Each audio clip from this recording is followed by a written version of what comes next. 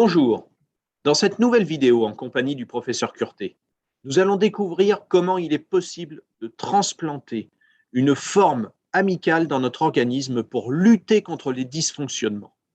De même, c'est le développement de l'activité biologique des sols qui leur rendra leur fertilité.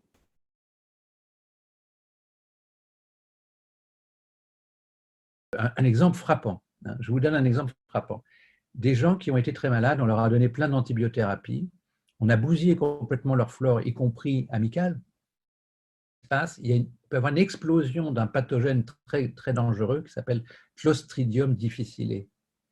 Et on peut en mourir. On a des selles glaireuses blanches, on est très, très malade, et les antibiotiques ne marchent plus, puisque c'est justement les antibiotiques qui ont créé cette pathologie. D'accord ? Qu'est-ce qu'on fait? On fait une transplantation fécale, c'est-à-dire qu'on amène un nouveau microbiote, et c'est la seule chose qui guérit les gens sans antibiotiques, la transplantation fécale.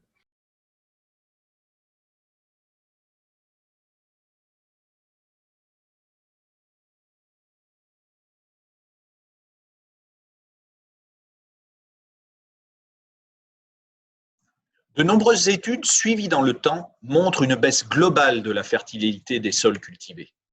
Si l'ingestion importante d'antibiotiques fait la part belle aux souches pathogènes en détruisant notre microbiote amical et protecteur, il en va de même pour l'activité biologique des sols. L'utilisation importante d'engrais chimiques et de substances de synthèse de protection des plantes, couplée au travail du sol et à de faibles restitutions de matière organique, ont eu pour effet de diminuer la fertilité biologique des sols. L'appauvrissement de cette fertilité biologique a eu plusieurs effets.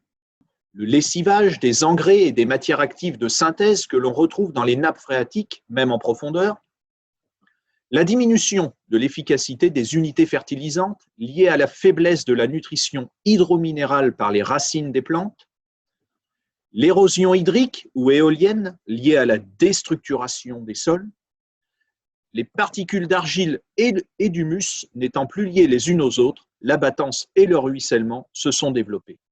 L'ensemble de ces phénomènes ayant pour conséquence la baisse globale de la fertilité des sols et le développement d'une flore pathogène hostile au développement des cultures et au rendement. Mais si la transplantation fécale est une pratique médicale qui a fait ses preuves pour remettre en place un microbiote intestinal efficace et permettant de lutter contre les dysbioses, il en va de même pour la fertilité des sols. La pratique de l'écofertilisation, enrichie en micro-organismes sélectionnés et complétée avec un prémix prébiotique, permet de retrouver une activité biologique favorable à la fertilité et à la lutte contre les pathogènes et les stress. Le développement des micro-organismes, bactéries, champignons filamenteux, permettra aux agrégats de se lier pour retrouver une véritable stabilité structurale. Enfin, le système racinaire des plantes se développant, l'absorption hydrique et minérale nécessaire à la croissance des cultures ne sera que meilleure. Il est donc impératif d'accompagner par de bonnes pratiques culturales la mise en œuvre de cette écofertilisation qui est en mesure de redonner de la vie au sol.